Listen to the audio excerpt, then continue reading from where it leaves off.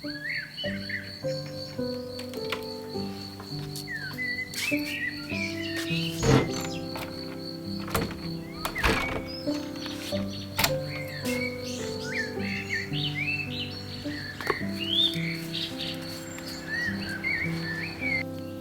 I invite you to walk with me around the village where I live in Bulgaria, and I'm gonna share with you my thoughts about coping with anxiety, especially anxiety about the future. Let's go.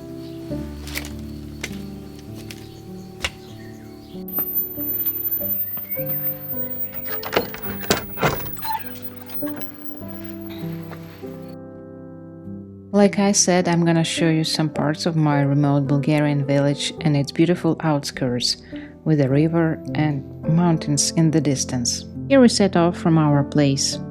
This road leads to the main square. There is a post box and nothing else, basically. Just a playground as well. It's also where the delivery services come, as only a part of the village streets have names. We don't have a street name, so it's difficult to explain where we live. It's easier to meet a courier on the main square.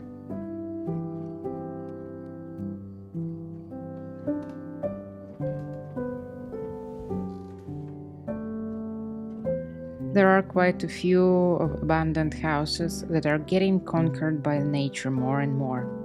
This village was full of people in 80s and probably later, but at some stage after Bulgaria entered EU, I believe, people started to leave in a search of jobs. Now though, the tendency is, if not the opposite, but not so bad. There are several Bulgarian families with kids who returned from abroad to live here. As I mentioned before, these and neighborhood villages are popular among British pensioners. The legend is that there was a realtor with a good knowledge of English, and once first Brits bought a property here, the word of mouth spread. My husband bought a house in a pre-renovation condition with 5,000 square meters land for 18,000 euros. It was about 10 years ago. The price has doubled since then.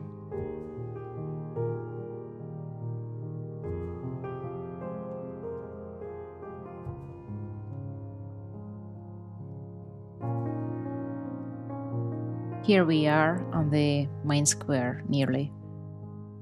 The green building is a post and also a place where local citizens gather sometimes to discuss village current situation and up-to-date plans. I never was there, so I don't know what exactly is happening. Usually it's always empty. The loudest people here are probably me and Naomi as we walk down here to the playground. Also, if there is a big church celebration, people may gather here. You can see there was a bus stop in the distance, which means that there were buses before and it was very convenient to get to nearby towns, but unfortunately not anymore. Here is a spring and people take water from here to drink. Our water comes from the spring as well, but we filter it because there is a lot of limescale. So coping with anxiety about the future is a challenging task, and for me as a personality and as a psychologist, it's a very up-to-date topic. The first thing I realized again, not first time in my life, after the war broke off in Ukraine, is that stability is an illusion. First time I realized it clearly when my mother got seriously injured in a car accident and I had to spend a lot of my savings on medical services. It was the time when the dollar rate raised up dramatically in Ukraine, and a sum that just recently was worth 100 euros became 50 euros or even less. I was too busy with running around from one doctor to another to get depressed about it. I wasn't too bad anyway. Luckily I had enough. But it gave me a first serious understanding of the illusion of stability. A lot more followed, ending up with the pandemic and war.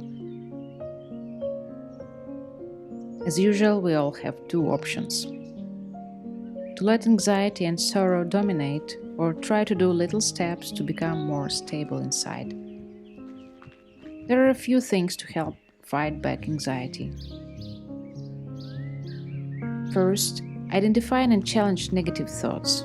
Pay attention to the thoughts that contribute to your anxiety.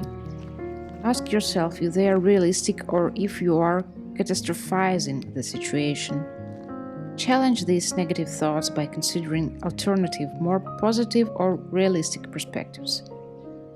I give an effective CBT technique in my other video. Find the link above and in the description. I want to show you my little secret place, which I recently found. And I'm gonna use it soon as it's summer. While we're walking there, I'm gonna continue to talk about how to cope with the anxiety.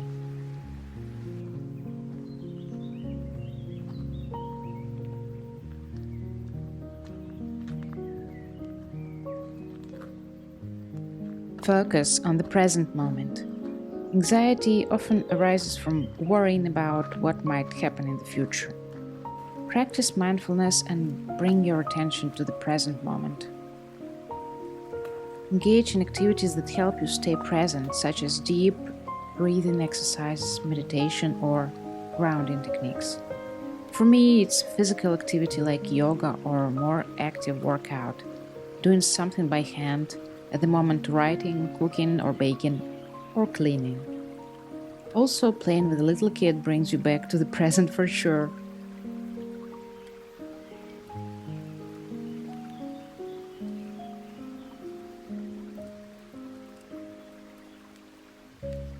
So here we are in my secret place.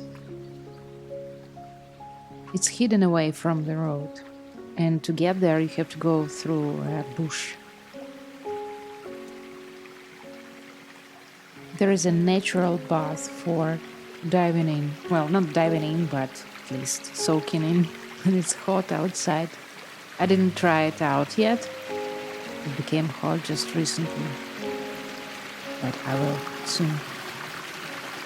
I love places like this. They always calm me down.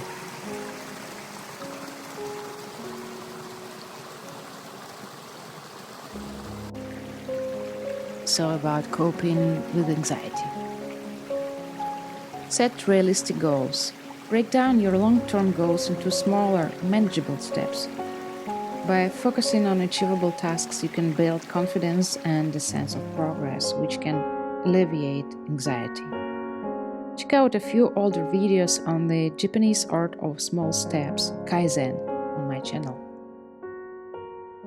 Let's go further to the outskirts of the other end of the village. I'll take you to a beautiful place next to the river as well, but a bit further away.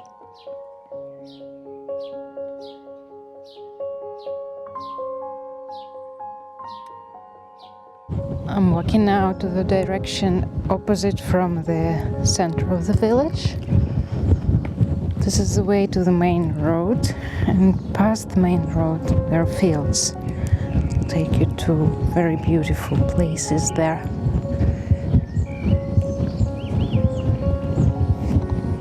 And here's another tip on coping with anxiety. Limit your exposure to triggers. If certain situations or information consistently trigger your anxiety about the future, try to limit your exposure. For me, it means reading news about the situation in Ukraine just once a day, not every few hours like many people do. Also, reading them, not watching, as videos activate your imagination and your brain doesn't care whether you see it in reality or not. That's what I recommend to my clients who ask about how to deal with anxiety.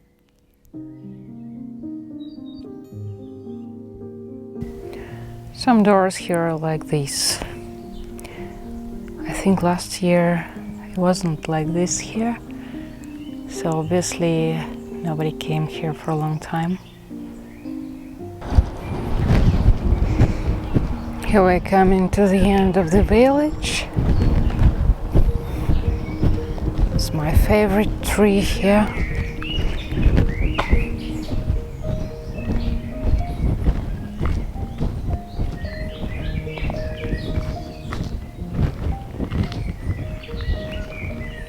at this. So amazing, so rough and beautiful. What else can you do to cope with anxiety? Seek support. Talk to someone you trust about your anxieties. Share your concerns and fears with a friend, family member, or a therapist who can provide a supportive listening ear. Sometimes discussing your worries can help alleviate the burden you carry. Take care of your physical health. Engage in activities that promote physical well-being, such as regular exercise, a balanced diet, and sufficient sleep. I personally have a little problem with the last thing, as it's difficult to always get enough sleep when you have little kids. And often, if I don't get enough sleep, I notice a huge difference in mood and anxiety level. These plants here are called hemlock, and they are apparently very poisonous. My husband just destroyed loads of it on our territory. It's not advisable to touch it, and if its juice goes to your skin, and if you're allergic to it, you may get blisters, and if swallowed, it may cause even death. What else can we do to cope with anxiety? Practice relaxation techniques. Find relaxation techniques that work for you, such as deep breathing exercises, progressive muscle relaxation, or guided imagery. Any type of silent meditation would work, and there are loads of apps to help you with it. It says it's for sale here, but luckily the gate is open and we can go through, because at some stage it was closed. And I already got sad that this beautiful road here will be closed forever. Somebody bought it or something like this, but now it's open again. This is one of my favorite walks here in the area. It's only like 7-10 minutes away from our house.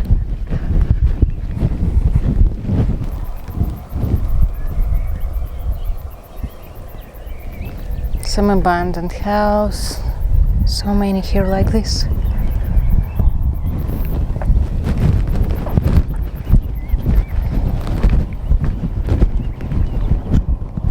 Focus on what you can control. Focus your energy and attention on things within your sphere of influence, even if it's just cleaning the house or walking with your dog.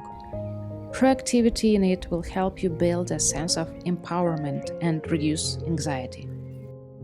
Take care of yourself.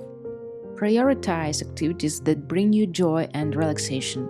Even when you have loads of things to do, find some time to enjoy a cup of tea with a book, as an example. Engaging in hobbies, spending time in nature, a bit of self-compassion, these little deeds can help significantly in the long run. Coping with anxiety takes time and practice. You can't overcome it once and forever, but the good news about it, it can help you grow internally. Be patient with yourself and celebrate small victories along the way.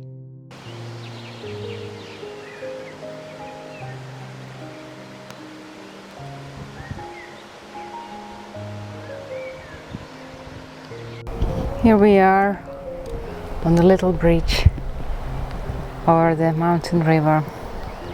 Yantra it's called. As soon as I got here, the rain started falling more heavily, so I have to pack and go now. Coping with anxiety takes time and practice. You can't overcome it once and forever, but the good news about it, it can help you grow internally. Be patient with yourself and celebrate small victories along the way. That's what I'm trying to do myself.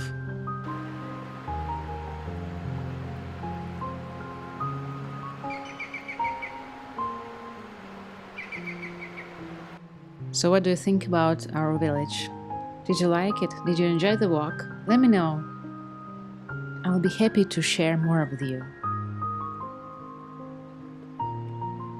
Thank you for watching. Have a nice week.